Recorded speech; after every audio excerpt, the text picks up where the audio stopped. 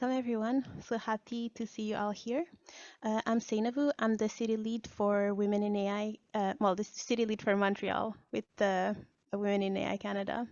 And just going to start by giving a few words about Women in AI, which is a nonprofit that's working towards having more gender-inclusive AI that benefits global society. And their mission is to increase female representation and participation in AI. Their scope covers just about every facets of diversity, so not just gender diversity. It's just making sure that AI is an inclusive space for people from all backgrounds, cultures, orientation. Yeah. And currently, the Way community has more than 5,000 members. I know that was the case a few months ago, so we probably surpassed that numbers. We cover about more than 115 countries and have more than 40 ambassadors. I'll have to go check to see the updated numbers, but yeah, it's really nice to see how quickly the team is growing and the impact we are having all around the world. And with that, just gonna start by presenting our panelists for today's panel. So we have Azadeh, who's the CEO and founder of VitalTracer. We have Cheryl Netterfield, who's the CEO and founder of POMMe-Health. And last but not least, Chloé Freslon, who's gonna be the moderator for this panel, who is the CEO and founder of URL. Yeah, I'm gonna let you continue, Chloé. Thank you so much. So happy to see you all here. Thank you very much for the introduction. Thank you all for coming in. We'll be using the chat. Feel free to post your questions whenever you want. I try to pick them up to use them along the panel, and I try to group the question when it makes sense. What I do, just a few words about me, because I'm not the main persons for the panel. I founded URL, which is a consulting firm on equity, diversity, and inclusion. I've worked, when I was an employee, I've worked my whole life in the tech industry, so it's still very dear to me. So whenever I can be involved in creating more or encouraging more diversity in the field, I'm up for it. So when Seynabou offered me to moderate the panel, I said yes. Thank you very much for the offer. I'm located here in Montreal. So the clients that I work with are mainly in the tech industry, but some of them are not, just trying to build new politics on equity, diversity, inclusion, or review their politics as well. That's it for me. Azadeh, you will be the first one to answer the questions, please. Thank you for breaking the ice. Tell us more about what you do, what the problematic that your company is trying to solve, and how you got the call to decide to found a company. Right. Actually, I'm Azadeh Dastmalchi, CEO of the VitalTracer. VitalTracer is a medical startup located in Montreal, and we are developing a different wearable technology in terms of the watch and the patch on the chest to measure all vital signs, but our main secret sauce is measuring blood pressure without cough using optical sensor and AI technology. And what was the rest of the question? You answered it perfectly. When did you, what made you decide to found the company? Was it an event? Was it someone that you met and you said, that's it, I have to do it? Right. Actually, it was a friend of mine who has his own startup. And he said that the blood pressure area has a very good market and you need to make this R&D to the industry to make it reality. And he pushed me to do it. He accepted to be part of, he was the CEO, I was more CTO, but then he said that he quit the job less than a year because he said that he has his own startup and wanted to concentrate full-time on it. So I had no choice to continue the journey that I started, and I started learning the entrepreneurship journey through the different accelerator and incubators then since 2015. 2015, right? So it's been a while. So where are you at with the development of the product? We built our first functional MVP in 2014 even, but it was more only blood pressure. Then we add the more sensors to make it for all vital signs, including the oxygen level. And on COVID time, we pivoted for COVID detection at the early stage as well, because we were able to continuously monitor the oxygen level. Right now, the MVP is ready, but we are selling only to the researchers and academic who are doing their own R&D and clinical trials for pharmaceuticals. We are in a process. We submitted our Health Canada application 2 months ago. We are waiting for the results. Hopefully acceptance. And we are running 2 clinical trials, one at St. Justin Hospital in Montreal on a children, newborns, at the ICU, and then at the Jewish Hospital on adult and seniors. Thank you. That sounds great. We're crossing fingers for the application at Health Canada. Thank you. Is it supposed to take a long time? Is it a long process? It is, like, God knows when they're gonna accept it or what they're coming. So it was the process, like 6 months is that we were working on it to make it happen, and then we file it. Okay, thank you. Cheryl, your turn. Tell us more about POMMe. Do I pronounce it well? It's the French way? POMMe-Health, yes. POMMe-Health, yes. Yeah. Yes. Nice to meet you, and thank you very much for having me here today. POMMe-Health is a digital health tech platform, and what it does, it allows interdisciplinary care providers and the patient and their family to enter information that helps track and monitor functional outcomes on patients. We're very bad in healthcare measuring functional outcomes. We're often concentrating more on symptoms and signs, and it's more important to actually monitor functional outcomes. With big data, we will be able to provide predictive analysis so that we can be proactive towards changes in functional outcomes and change the treatment course. This would be applicable for the front end, the frontline staff, and then larger healthcare organizations can use the platform and the data to measure the value of healthcare interventions against functional scoring, and it allows them to allocate resources better, because we need to find out to make sure that resources are allocated where they need to be and where they're most valuable. So that is the actual digital platform. Thank you very much. When did you decide to found the company? Well, I thought of the idea actually back in 2013, but the company was nowhere near being formed back then. I was in the military as a physician for over 24 years. I retired a couple of years ago. And while I was in the military, we were dealing with a lot of complex patients with both physical and mental health issues. So the idea arose out of that. I actually was part of a disability medicine course out of U of Montreal. And there is scoring systems that I've incorporated into the platform to help monitor the functional scoring. I became incorporated, I think, in late 2018, and then was involved with some pre-accelerators in Ottawa. I'm in the Ottawa area. And then also recently completed the Founder Institute pre-seed accelerator in Toronto virtually last summer. I developed by myself a prototype, and then during the pandemic, I actually found a technical co-founder. So it's quite nice. So the MVP will be ready this fall. And we have a clinic opening in Ottawa that would like to use this for both clinical care and for research. And that's sort of where we're at right now.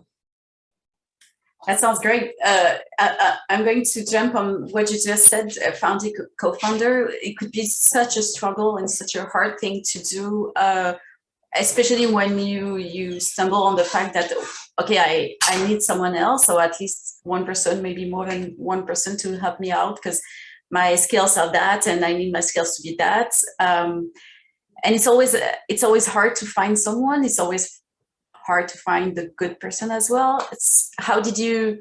What platforms or what networks you consulted? Yeah, no, that's a very good question, because I agree, it is very difficult. What is the magic formula? We want to know. Well, when I was developing the prototype earlier on my own, I actually had worked with University of Ottawa Engineering Department under a Create Best grant.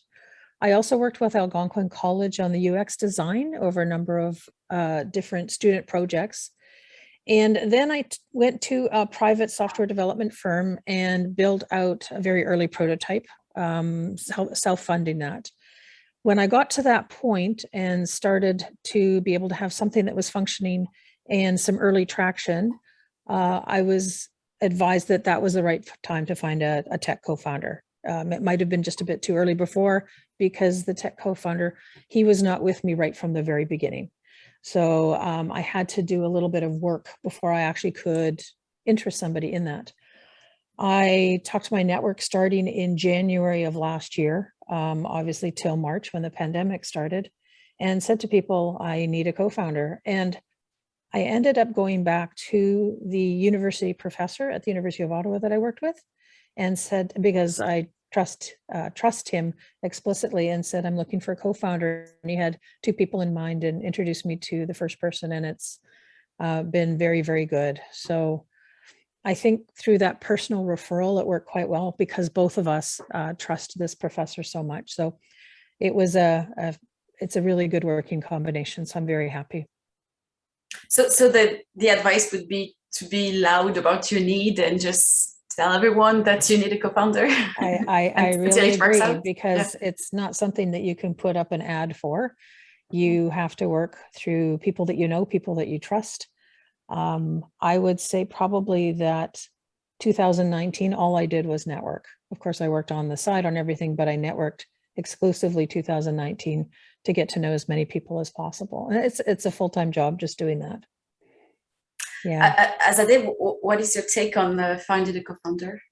Exactly the same things that to building my project that started in 2010 when I started my master degree, but it took 3 years to find with the potential solution which is really working, and it took 2 years I went to the different third-party companies to build the hardware for myself, and it's not something really complex. It was not that much complex, but I've spent lots of money and lots of times for 2 years, and no one can build what I was expected.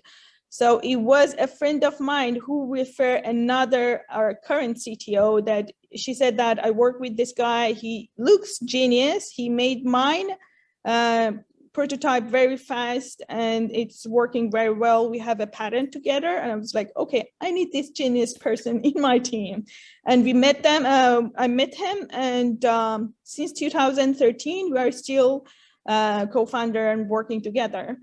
And he's in another country, but we are still working with the long distance. So when pandemic hit, we didn't hit at all. It was like, yes, now everyone's come to our situation, working from long distance. That's right. Yeah. So it did not scare you that you and the person would be in different countries, different time zone? No, it was totally fine. And then the other co-founder was my very best friend, Zara, that we were studying AI together. She was at that time the PhD student at civil engineering. I was in biomedical, but we were both wanted to learn about AI, machine learning, and deep learning at that time. We passed several courses online and at Stanford for statistical learning and everything about machine learning and statistics. And then when she graduated on her PhD, I asked her to join our team, and she said no at the beginning because our major was very different, but her thesis was about the finding the pressure in the rigid tube in the CT for the water pressure. I said that, hey, arteries with the blood and the blood pressure is exactly same things. And I was happily convinced her to join our team, and she's with me right now as well. Sounds great. So you both, Cheryl and you, have joined several incubators and accelerators since the founding of your company. How do they play a role in the success of your startup? Would you recommend them? How to pick the right place as well? Yeah, I would definitely recommend going into pre-accelerators and accelerators and then incubators. There are early pre-accelerators that are good to join if you're still in the ideation phase. And could you name a few if you happen to have them in mind? Name a few. Pre-accelerators and accelerators? Well, the only pre-accelerators I'm aware of are in Ottawa at Invest Ottawa, because that's where I'm from. And I actually did 2 through them. One was a general pre-accelerator and one was for Healthtech. And it was the first one that was run in Ottawa for that. We started in the December and then finished literally the week before the pandemic. The other ones that, the other one that I've been in was the Founder Institute out of Toronto, and it was virtual. And now I'm seeking out ones that are more specific to digital health tech. And I want to get the MVP finished and start the trial at the clinic before I start going into those. But I have specific sites picked out in Toronto, Chicago, and Boston for the digital health tech accelerators. Yeah. When I was started the company, I was full-time student and I always a student in engineering. So I had that zero background on business entrepreneurship, and I started taking workshops at University of Ottawa with Dr. Hanan Anis. And she was the first mentor that I had to teach us how to write a business plan and what's the business canvas and so on. So that's how I started learning about it. But then my husband got a PhD admission at McGill. We moved to Montreal. So I went to the X1 accelerator at McGill. And then I went to the 𝒔𝒕𝒂𝒓𝒕𝒖𝒑𝒔 program called Next AI, that they are a sponsor of this program as well. And then after that, there is another program that I highly recommend you also, Cheryl, to go, that called CDL, Creative Destruction Lab, that they were, that's a different, totally different, and it's only networking. It was amazing. And then we are in an incubator, because the accelerator versus incubator is a bit different. In accelerator, you go to the 10 weeks, 6 months program and you graduated, bye-bye. But in incubator, it looks like a home. You will have a coach for 2-3 years or even more. And it's like a home. You feel safe. Whenever I feel like exhausted, I go back to my coach and it's like ask her for my not only business, but also personal advice, is that how should I balance my life versus my toddler versus my business versus my studying. She has a very similar situation when she was on my age. So the best. So that's so interesting with the similarities. I've met Hanan many, many times in the University of Ottawa, and also help out with their student entrepreneurial innovation contests, which is quite nice. I initially got introduced to the University of Ottawa through a Hacking Health event and met one of the engineers there. I had no idea how the two played together. I didn't know what UX and UI was. And that's how I got introduced to the University of Ottawa. And it's nice that you mention CDL. We did apply for it last year. We're a bit too early, and are sort of hopefully being succession planned to start with them. And I think that will hopefully come up fairly soon, but I'm very interested in the CDL program. There's also one out of Toronto. It's called the Biomedical Zone. And that is another pre-accelerator, sort of an accelerator incubator for health tech. And they have ties with hospitals in Toronto. MedTech out of Montreal was something that I was very interested in, but they were very heavy on the digital side, the device side and not the digital side. So it wasn't quite as appropriate for our company. Right. And there are also for more advanced companies who have a revenue like a CTA for Canada commissioners in the different countries, especially in Boston. They are great. But it's more for the companies who have at least $1 million revenue and so on. Thank you for sharing that. We have a question from Nicole to any panelists, but Cheryl already answered.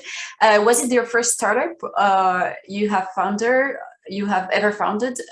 If not, do you have other successful or unsuccessful companies? Azadeh, was it your first one? Is it your first one?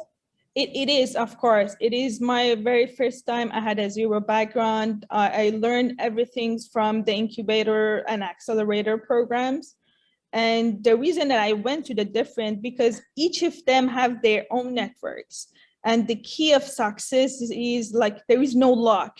Having a luck is having lots of networks and lots of hard work. And I have all the, I'm not very fast learner, but I'm a hard worker.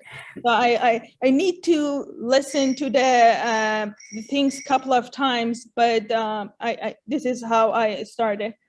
I don't know if I say that, hopefully that would be my first and last. That's my first one. But I'm exhausted right now. It's like, I really want to get out. No, it is funny. It's my first too. And I never imagined myself doing this. And because I worked as a full-time physician with the military for 25 years, I'm really enjoying this. I've learned a lot. And, you know, the journey is what it is. Would I have changed anything knowing what I do now? Of course I would have, but I didn't know it back then. So the path that I took is the one that got me here today. But it's you have to find the right people to support you. Plain and simple, it's a team effort. You cannot do it alone, and you need the support and you need encouragement. Being in accelerators allows you to meet other entrepreneurs, which is really important because you're suffering from the same things. And your friends and family may not understand and may say, if you're this stressed by it, then just leave or quit. And that's really not what we want to do. We want to be encouraged to continue. So Chloe, you're smiling because it's very true. You have to be around people with the same mindset. That's right. Yes, 100%. And especially, or maybe not especially, but I know that you managed to fund your startup without raising funds. How did you do that? What would be your tips for someone else who wanted to do the same? I think women are very, very good at being thrifty. I think we save every penny we can. And I did work with students. So some of it had to involve some costs, some not. I learned as I was going along.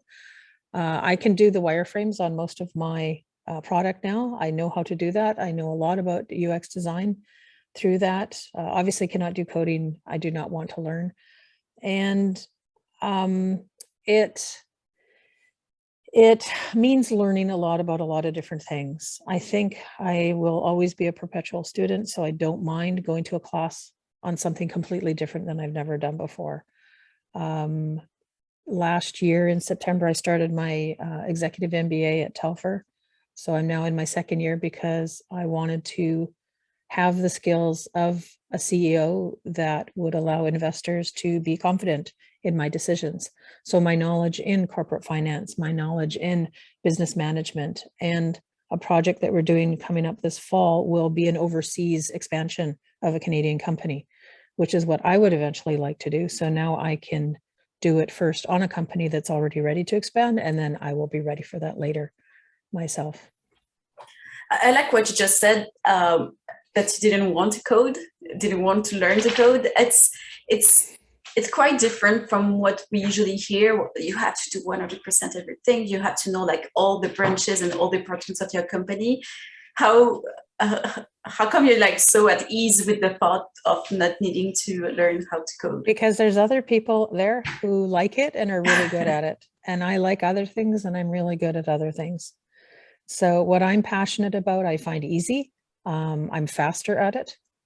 And my technical co-founder is fantastic with health data and AI and health analytics. And that's what excites him. So we have fascinating conversations about different things, and they come together and make even more fascinating product. So I don't want to learn something that's going to take me a long time to learn. I might as well spend the time efficiently on what I absolutely need to learn. Yeah, and time is so much linked to money when you're a startup, that's for sure. Azadeh, how did you get your first round, and how much was it? Yeah, actually, we did a very similar situation. So I spent all my saving. So my husband paid for the rest of our expenses, and I do all the money that I get from university teaching and researching, spending every single penny to the company for the, I can say from 2010 until 2019. We applied for a lots of grants and we keep receiving rejections. And then I started asking them about a feedback, and we improve what they said and then reject again, because I was very poor in writing in terms of more entrepreneurship and business side. So I was techie person. So then I learned more, and we improved ourselves until 2018. MyTax was the first nonprofit organization who trusts us and fund 50% of the postdoc salaries. We were able to hire two postdoc for 3 years, and then more other non-dilutive grants coming from more Quebec City. So Quebec has a lots of good money in supporting on entrepreneurship, AI, and health. More on health AI, I can say. And they were very, I feel very lucky to have my co-founder, Zara, who was doing amazing on writing the grants. And we got $500,000 non-dilutive grants from government, different grants, and then $500,000 from love money, including our saving, because it always need to be matching fund 50-50. They pay 50, you need to pay 50. And then we were able to raise $1 million. But in medical area, especially hardware technology, it needed lots of certification, lots of expenses. So it's like we are out of money almost, and we need to start doing our fundraising very soon. Yeah, 1 million sounds a lot, but it always depends on what you have to create and to produce. That's right. There was a question from Marwa to Cheryl. Do you want to expand on that? The question was, how did you blend clinical work with Healthtech?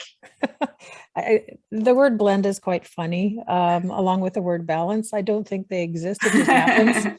It just melds together.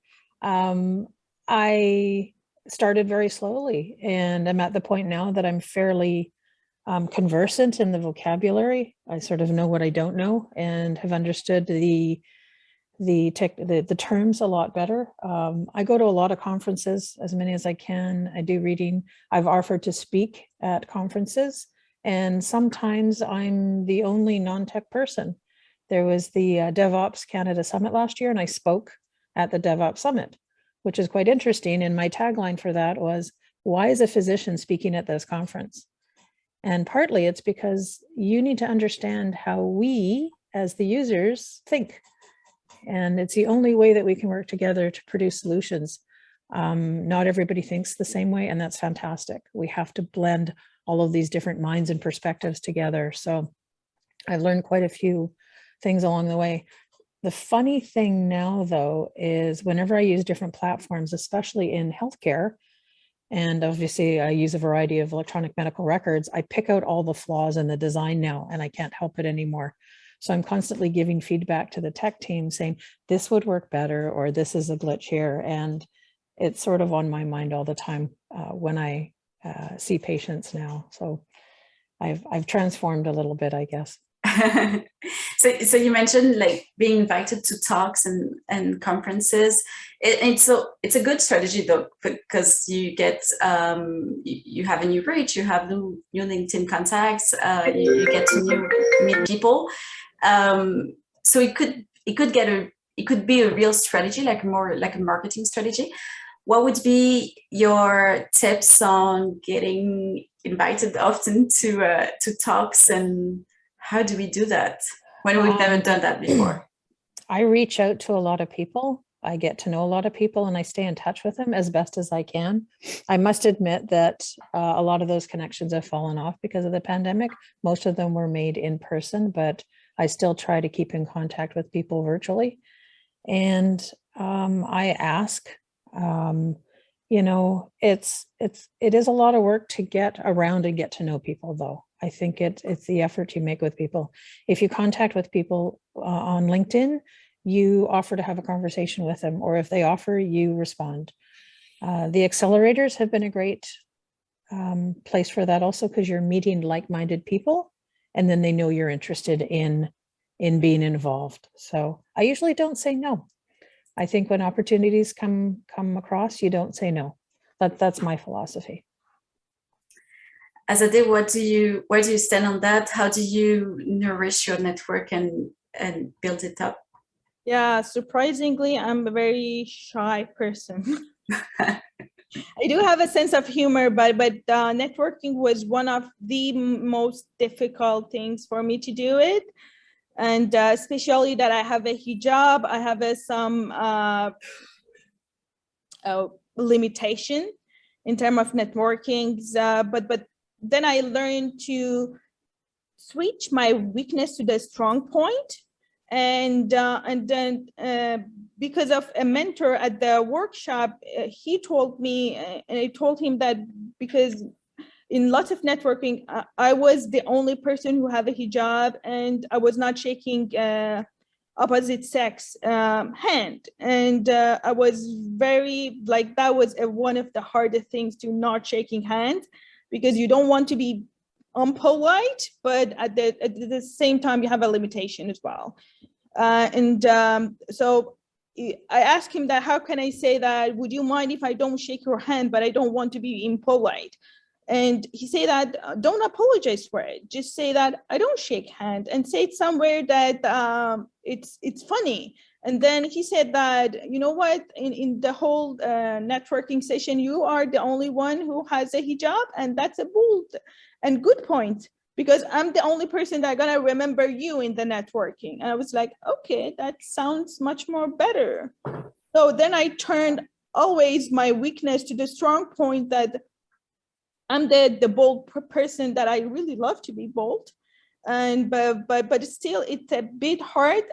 During pandemic, it makes my life much more easier. So I can meet more people in virtually, and it's like everywhere, especially in US, that we want to have the next marketing after Canada to US. But truly, the networking and having connection and stay with your connections, it's like a full-time job for me. So sometimes I say to my mentor that I don't feel product at all, because the whole week I was in a meeting back to back. And I feel in that much product because I'm the talky person, but my co-founder is the person who's actually doing things.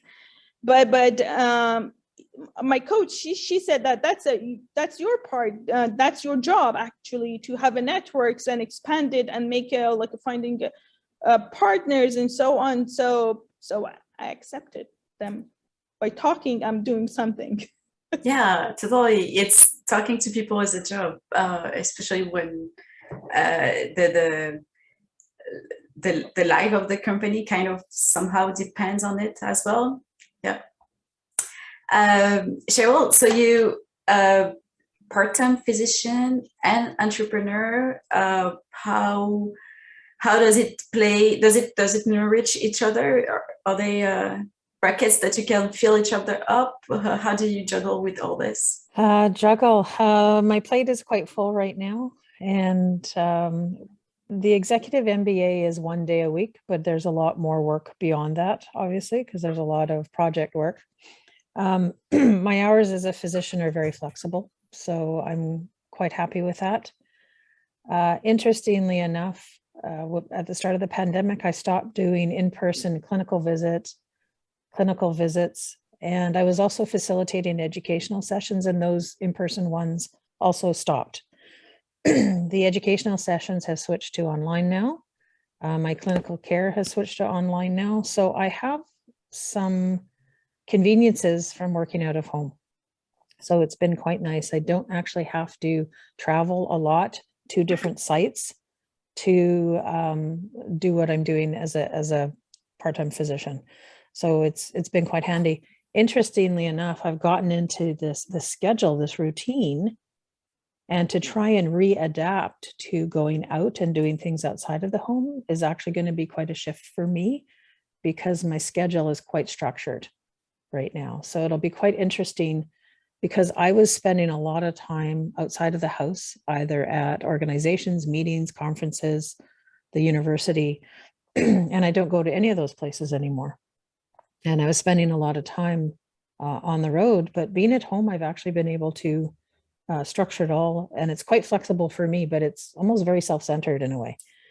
And when things start opening up and I'm going to have to adjust to other people's schedules or timings, it's going to be very, very different. So, but I'll get to that new scheduling when I get there. Azadeh, is it something that you're thinking about as well? Like toward the end of the pandemic, how to juggle your time, organization? I feel it's always a struggle for everyone.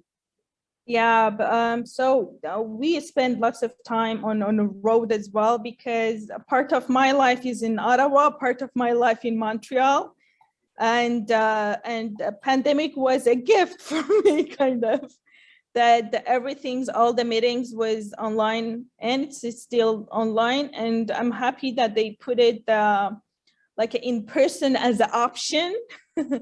So if I feel that I'm really depressed at home and I need to get out, I go in person meetings. Otherwise, I say that no. But I start, unfortunately, reading news about the Delta COVID, and that's make me more nervous. Especially that I have a toddler, and they say that they can get it as well. So I'm putting another policy to my family and friends that we're gonna quarantine ourselves again and not going outside that much. So I really still prefer to stay home unless it's very necessary and vital to go out.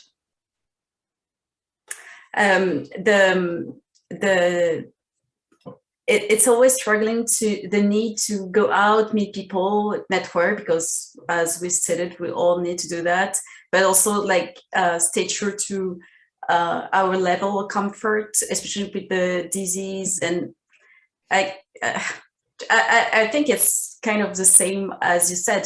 When you're networking as a day, you don't want to shake people's hands, but at the same time, you don't want them to think you're rude. So the line is always like so thin. I think we just all have to be very compassionate, but also compassionate towards ourselves. Mm. When you think about, you asked me a little bit about the juggling, and I don't think I juggle particularly well, but when I'm on a roll, I think what I try to tell myself is everything doesn't have to be 100%. And that's the hardest thing. This perfectionistic trait that many of us have is really hard to battle. I have also found out that when I'm under the gun, I can obviously work faster. I work better under pressure sometimes. If there's a deadline far, far, far away, it does not get started really early for me, because I need that press. But I have found over the years that when I'm doing my work, what I consider is 70 or 75% effort could be somebody else's 100 or 110.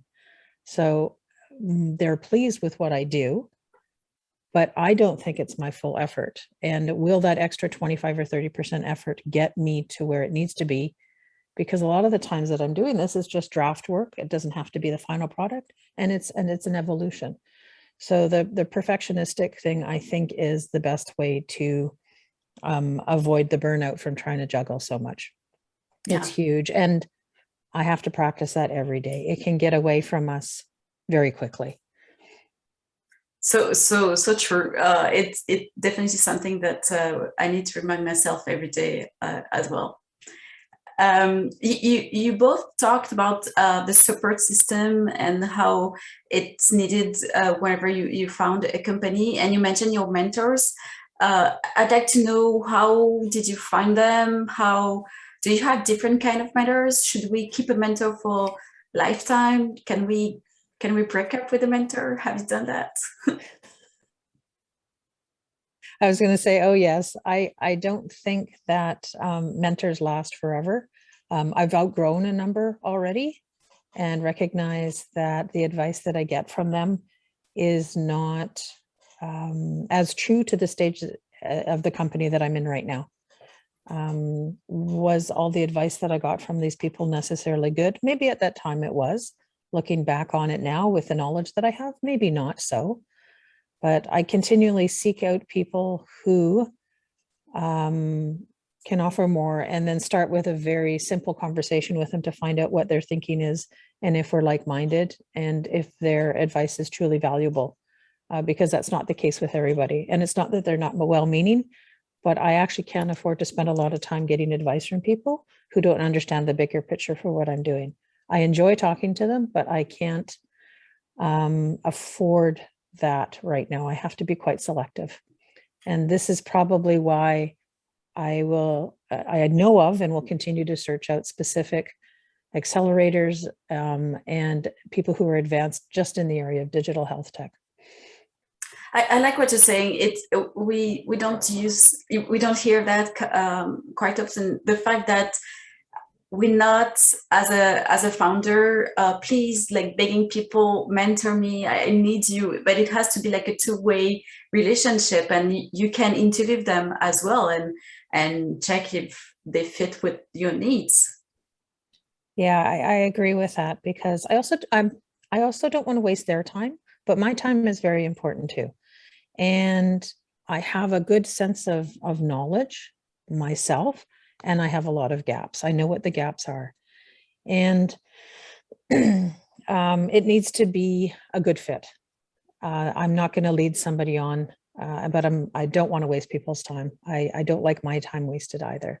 So I want to be as respectful for them, as respectful to them as they are to me. Azadeh, is it how you pick your mentors? A bit different, though. So my first mentor was Dr. Hanan Anis from Faculty of Engineering and Entrepreneurship, because she was the person who started teaching us as a women in engineering about how to learn about it. But the area that I was working was digital health medical device who need a more other side, which is more regulations, and it's not the way that you get the revenue very fast. So comparing with the like a SaaS companies or mobile apps or other fintech, it's not that much easy to run something online platform and go and get the money. It's very slow and very time consuming. I remember that there was another mentor that I had at the U Ottawa, and he said that get out and get money some way, somehow. And I like that pressure, because then I start to rethinking about how can I sell my device as is without any regulation and have a niche revenue, and then selling to the researchers is coming out of that pressure that they put it from University of Ottawa team. But then when I moved to Montreal, I find a coach at District 3 from Concordia Hub that she has experience on healthcare. And she had one successful startup that she sold and one failure.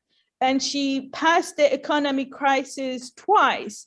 So she had all those positive and negative like life pattern in ups and downs, roller coaster life of entrepreneurship. And when I met her at the one networking, I told my co-founder Zara that I need her in my team very badly. So she's still our coach, and I hope that she's gonna be there for a couple of more times, because whenever I feel insecure or down or even high, and I called her and get her advice, because it's not easy to find someone who has those experience both sides and have a really good insight and information about a digital health. Having a digital health is totally different word, I can say. And I find her as a lucky diamond, so I don't want to lose her at all. But the rest is they are good to talk, good to chat, good to learn from a couple of times to time, and good to have as a networks, but not for the lifetime. And so let's say you find another diamond and you want to approach them and ask them to be your mentor. How do you do that? Or is it as simply as I just put it? It is as simple as finding a friend. So I approach her and say that, you know, I find your feedback very valuable and I want you as a coach. And after a while, I ask her to be as my board of advisory, because I really need her advices. And she accepted. But some others that I find, even in healthcare, that I have a very different perspective and opinion. And they were as a mentor for one program, and then we finished the program. I never contact them at all. So you want to have someone who have a similar chemistry and situation. And in healthcare, it's very rare case to find, I can say. Yeah, it is very difficult. And I've now approached my advisory board, very specific, that the contracts for that, the offerings for that are for a year time period, and then a reevaluation, because some advisors will not be as beneficial for the company 3 years from now. So I usually go year by year and say that up at the very beginning, very straight up about that and very transparent, so that they can be involved for that time period and benefit from that also. I love it. I'm taking mental notes for my own mentors. We have some questions. Mariam Azadeh, she's asking, I'm actually following District 3 courses for scientific entrepreneurship. Can you share the name of the coach, please? No, that's a secret. Yeah, actually, I started from that online scientific QCSE courses, and then she's Edna Chosek from D3. She's now the head of BioHub, but Philip is amazing as well. So we are working with both. Another question from Sabnam. Is your device available for individuals to buy now as a non-medical device? And does it still cost $1,000, or is it less? Yeah, unfortunately, Shabnam, it's not available for individual use. Even if it's become a commercialized version, it's still B2B. So we are selling to the business, like a senior homes and hospitals, because it's a medical device, not for home care, not yet. It is unfortunately still $1,000 per unit, but we are right now only selling to the researcher and academic with the contract, because we give them a raw signals, features that they are looking to apply for their own project, and it's not that much useful for individuals. And we have two questions from Eugene. Thanks so much for organizing. You're welcome. Although I didn't do anything. How do you manage your core leadership teams, especially those who are hardworking but less self-directed, and some others always go above and beyond? How do you make your team work efficiently while still being able to oversee and knowing the details of everything? Does it come back to brain perfect, Cheryl? Yeah. It's interesting, because as a physician, I have learned to become very independent. So it's actually very hard for me to delegate and rely on other people. Part of the executive MBA that I'm going through right now is to help develop leadership skills, leading teams of people who have skills that I do not have, which I think is very critical, because everybody that I have on my team of employees or founders or executive, as it starts to grow, will all have skills that I don't have. I don't want replication of what I do. That is not appropriate. Having said that, I think it's something that you have to go out and do and learn, that leadership skills of delegating and managing groups of people who are especially quite advanced in their area. So there are courses, there are classes to do this. I think if you have not done it before, you need to learn. It is a skill that is necessary to have, because until you, I joke around that as a physician, what am I doing, being the CEO? Well, if it's not me, who's it going to be? I have to do this right now. I have to take care of the accounting. I have to take care of all the legal paperwork. I'm not at the stage yet that I have a C-suite to do that. So I'm going to know every aspect of this until I get big enough and I can't manage all these, and then I'll find the right people to fill those slots in. And another thing that I have discovered also is whoever comes into your team, if they're great people, hold on to them, embrace them, and they'll probably leave, but let them go, because maybe they'll come back again later, because the team doesn't always seem to last forever. People will come and go, and that's okay. Just embrace them for where they are at that moment in time on the team. Azadeh, where do you stand on that? Hiring people, keeping them, the leadership? Yeah, hiring people is one of the most important and difficult, because I never had that experience before as well. So I'm usually hiring people from other people who refer them, and I trust them, and they have their own experience before. But in terms of the leadership, we were starting working on long distance, and we are still doing long distance. It is only me and my co-founder Zara that we are meeting every single day. The rest is on long distance forever, almost, I believe. We trust them. So what we have a milestone per month, and then we have a bi-weekly for some of them, and then we have a weekly meeting with the others, and we always have a Skype on as a connections, and we have every hours, whenever we have any question in technical, we post it on our technical channel. If we have on a grant channel, we put it on that. We have other different channels for management or social networks.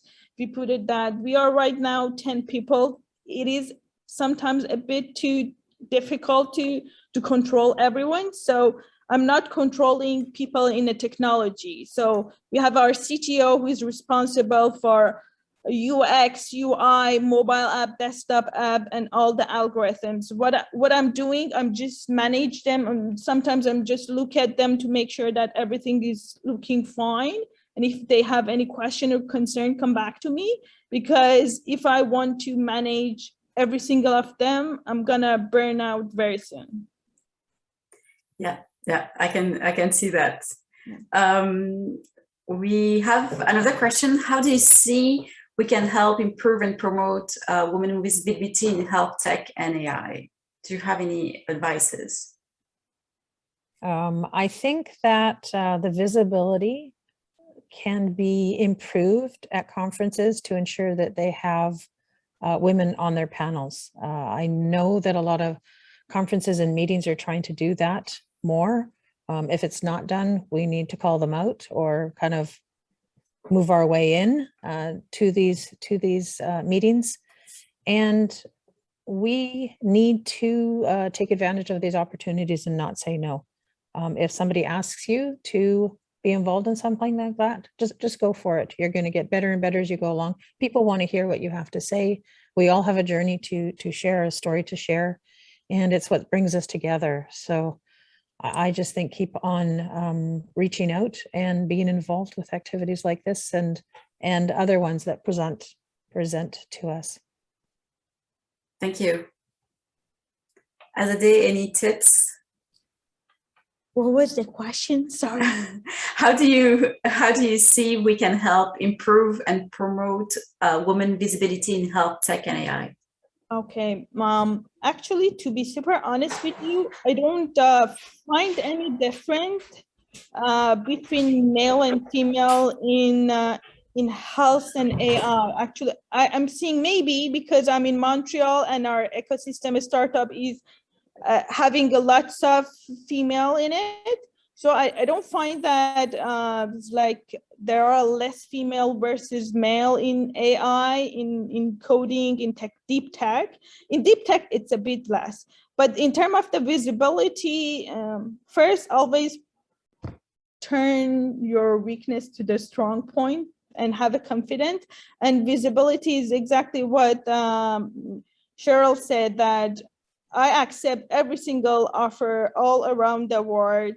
That's why my co-founder Zara is a bit mad of me that I go to every single panel. But I'm willing to even spend the time if any female have any question or concern, like a half an hour. I always have a time for having a coffee and relaxed time to go with the advice or if I can help anyone.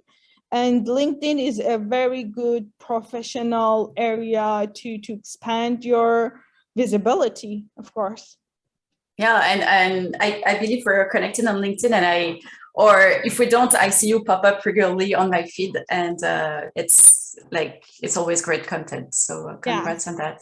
Yeah, exactly. So I find you on LinkedIn. I don't remember when and how, but when Seynabou said that we will have you as a moderator, I was like, yes, I'm gonna see her actually and kind of reality. That's right. Mariam had a question about mentorship. Do you advise us to have mentors engage with us in the startup from the beginning? Professors, for example.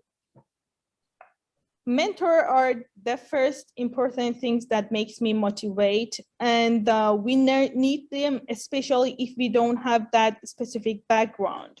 So if you are like a tech person, you definitely need the mentor on a non-tech, which is more business side. And if you have a very good business side and you don't have a tech, you definitely need a professor who has a different, like a deep knowledge of that technology. So mentor is like must-have thing, in my opinion. Yeah, I agree too. And the mentor doesn't have to be who you think it is. It could be anybody that's supportive and lends you an ear at that time. And mentors come and go, and that's okay. Just keep an open mind to that, and just stay in touch with people nicely, because people don't get upset if you don't phone them regularly, but they always would like to stay in touch because what you do means a lot to them. And it's just nice to stay in touch with people. But I've had so many different mentors, maybe people I didn't even realize were mentors, but they were at the time. And I didn't realize how important they were to me until a year had passed or 2 years had passed. So I have a lot of great people that I count on, and not one person for one thing, many different people for many different things. Mm-hmm. Yeah. And you don't need to accept every single things that a mentor said. You can listen it and disagree with it. And not, this is from the mentor side, but if you go to the VCs and angels, I heard about a lots of let's say bullshit. But I shake my head and I appreciate it, and then just from one year to the other year, and that's it. Thank you very much for your advice. Okay, goodbye. Right. Okay, we have 1 minute left, so it's time to plug any initiatives or any needs that you have. I know, Cheryl, you're looking for clinical sites to join your initiative? Yeah, yes, I am. We would like to start gathering data at various clinical sites, and we're looking for complex care cases, either physical or mental health issues, and with interdisciplinary care providers. So teams of care providers taking care of complex patients, inpatient or outpatient, would be fabulous, and very excited to meet people. Thank you very much, Chloé. You're welcome. Seynabou posted your LinkedIn contacts at the beginning of the chat. So feel free to reach to Cheryl if you know someone, if you can be this person. Azadeh, what could we wish to you? Actually, we are also running a clinical validation on high blood pressure and hypertension. We are looking for people who are 65 plus, or having a hypertension history in their family, or having hypertension, and or if they are Black people, because we are working with the optical sensor, and from the FDA and other health regulatory, they find it and they put it in a guideline that the optical sensors may act differently on a different skin color. So we want to make sure that we are not only having accurate result for everyone, but also precise. And we want to make sure that our technology working for every single people around the world with different skin, different ethnicity and race. Great. Thank you very much. Time to go.